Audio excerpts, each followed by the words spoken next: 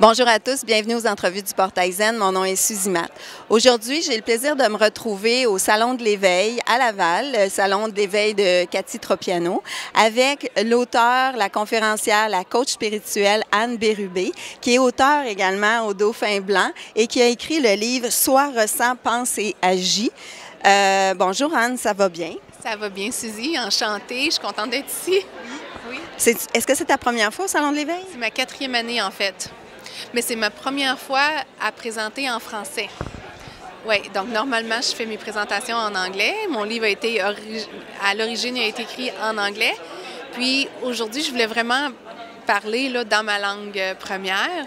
Oui. Oui, ça s'est bien passé. Oui, absolument. Parce que moi, je suis venue c'est ma 3e fois que je viens au Salon de l'Éveil faire des entrevues, puis je n'ai jamais remarqué. Mais là, c'est parce que j'ai reçu ton livre aux éditions Le Dauphin Blanc et j'ai été, comment je pourrais dire, les mots exacts, dans une paix quand je lisais ton livre. J'ai lu le livre du début à la fin, sans arrêt. En plusieurs jours, là, mais je veux dire, habituellement, je prends un livre, j'en lis la moitié, je le laisse là, t'sais. Mais le tien, il m'a interpellée au niveau du senti, au niveau de l'émotion. J'ai pas senti que c'était au niveau de la tête et du rationnel dans ton livre. Et ça, c'était vraiment au niveau du cœur. Et tout le long, je me disais, je lisais le livre, je me disais, ah, que je me sens bien, ah, que je me sens bien. Ah, tu sais, j'étais vraiment comme dans un cocon incroyable. Oh, wow! Je suis contente d'entendre ça, Suzy. Ça me réchauffe le cœur à chaque fois que j'entends ça parce que c'était vraiment mon intention. Le but pour moi, c'est d'être capable d'amener une certaine expérience de soi avec ce ressenti-là, avec l'être, être connecté avec son être comme ça. Parce qu'on peut entendre le concept de « hey, on est l'univers, on est l'énergie », on est tout ce qui bouge en soi, mais si on n'a pas l'expérience de ça, on ne peut pas vraiment le savoir pour soi-même. C'est juste intellectuel. Puis c'était comme ça pour moi pendant longtemps. Puis j'en parle dans le livre à un moment donné. J'étais plus capable là, de juste rester dans ma tête. Mon corps était malade, là. Il y avait mal. Puis quand j'ai découvert là, la capacité que j'avais dans mon corps à vraiment processer les émotions, processer l'énergie qui était toute pognée en dedans de moi, ça a vraiment changé ma vie, là. Puis c'est ce que je veux faire dans mes conférences, dans mes ateliers, puis je suis contente que ça passe à travers le livre aussi, qu'on peut ressentir les mots pour que ça puisse nous amener chez nous. Parce que l'idée, c'est de revenir chez nous, à l'intérieur, hein, comme home, to your heart, to your body, à revenir vraiment à l'intérieur de soi, où on habite, où tout existe, en fait. Toi, tout a commencé par un accident de voiture? C'est ça, j'avais 23 ans. Puis mon chum, à ce moment-là, il conduisait la voiture, puis il a pris un tournant vers la gauche, puis il y a un camion d'une demi-tonne qui est venu se fesser là, dans notre voiture.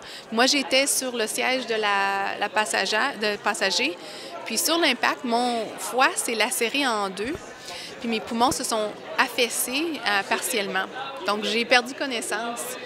Puis c'est quand j'ai perdu connaissance que là, ça s'est passé. J'ai vu comme un film devant mes yeux, ma vie. Celle-là que j'étais supposée de vivre, pas celle-là que je vivais. Donc, j'avais 23 ans. On est supposé d'être sur le mauvais chemin à 23 ans. On fait des erreurs, puis on se trompe. Mais pour une raison ou une autre, je n'étais pas supposée de rester sur le mauvais chemin trop longtemps. Puis, sais-tu quoi? À l'intérieur de moi, je savais, là, tu sais, il y a quelque chose qui me parlait depuis que j'étais jeune, qui disait « Hey, ça, c'est pas bon pour toi. Hey, non, ça, c'est pas toi. » Mais je l'écoutais pas parce que j'avais pas vraiment été montré que c'était important de suivre cette voie-là. C'est vraiment mon intellect, là, ma capacité de contrôler, de manager, de savoir où je m'en vais. Ça, c'était vraiment là, mon identité. Donc, le lendemain matin de l'accident, j'ai réalisé que c'était pas le but, c'était pas de mourir, là, c'était vraiment d'avoir un wake-up call, de m'éveiller à quelque chose d'autre. Donc, le livre, c'est ça, c'est...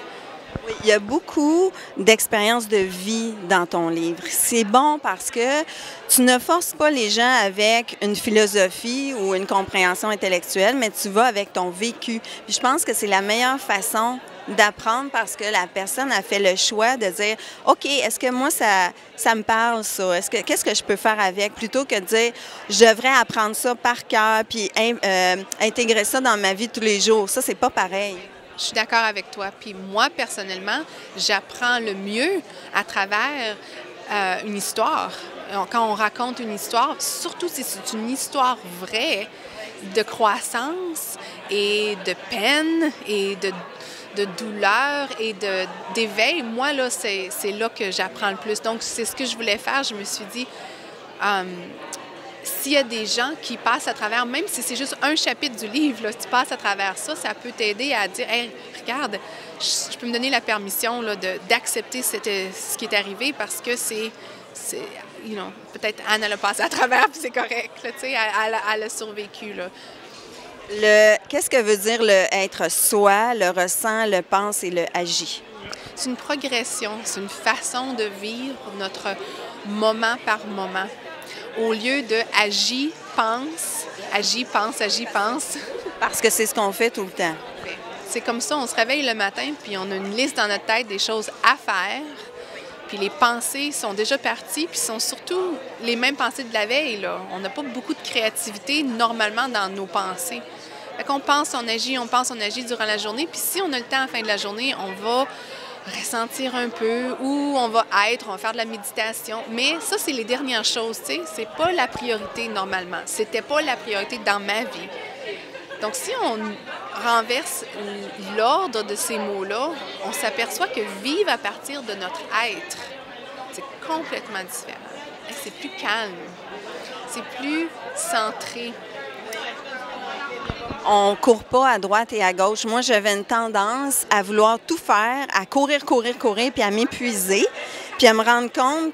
Bien, maintenant, je le sens. Maintenant, dans mon senti, je le sais si c'est bon ou pas pour moi parce que j'ai eu un travail, mais avant, c'était épuisant. Je faisais 1000 entrevues, puis je faisais pas celles qui faisaient vibrer. Oui, absolument. Puis souvent, les actions qu'on fait durant une journée sont tellement automatiques, sur un pilote automatique, sont par habitude. Puis on ne sait pas, toutes les choses que tu viens de dire, là, les choses que tu faisais, peut-être la moitié de ça, c'était pas nécessaire. Puis on le sait pas. On le sait pas parce qu'on est habitué, puis ça a toujours été de même. Puis bon, puis on pense qu'on doit les faire. Quand on se ramène à l'être, puis on est vraiment proche de nos émotions, pas les émotions ici, là, mais tu sais, les émotions ici, là, dans le cœur, dans le ventre, dans le plexus solaire, là, tu sais, là, les racines des émotions. Ça, c'est comme les pensées, là, leurs racines, c'est ici. Si on est dans les émotions, puis on est vraiment dans le ressenti, dans l'être, les choses à faire qui ne sont pas importantes, ils disparaissent. Puis les choses importantes restent. Puis les choses qui sont vraiment importantes pour nous, pas notre cœur, pas notre âme, il y en a plus qui viennent dans notre vie, puis le reste, ça part. Oui. C'est la même chose avec les relations, j'imagine aussi. Absolument. Donc, le livre se lit un peu comme une histoire d'amour parce que reconnaître l'amour inconditionnel et recevoir l'amour inconditionnel, ça, c'est un processus de vie, là. Puis moi, au début, quand cette personne-là est arrivée dans ma vie avec cet amour-là, je ne savais pas comment prendre ça parce que... Ça m'a beaucoup interpellée. Juste donner plus de détails, Anne t'étais déjà avec quelqu'un qui était moins pour toi, mais qui était sécurisant, puis plus rationnel. Et là, t'es arrivé comme ton âme sœur, carrément, mais parce que ce qu'il y avait à l'intérieur de toi, tu l'as repoussé. Oui, je ne l'ai pas vu comme ça en premier. Puis ça, c'est important de savoir ça parce qu'on veut tout l'amour, l'histoire d'amour, le coup de foudre.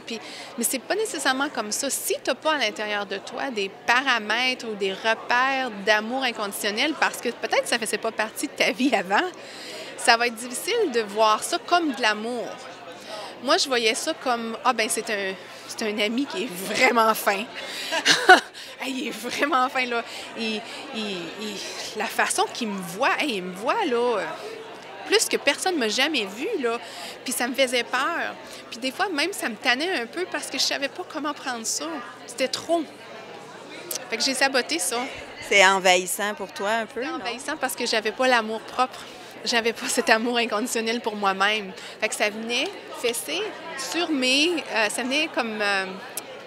en anglais, on dit, là, it was triggering me. Là. Ça venait vraiment me chercher les places que j'avais pas guéries encore. Oui. Et elle a guéri. Fin. Oui.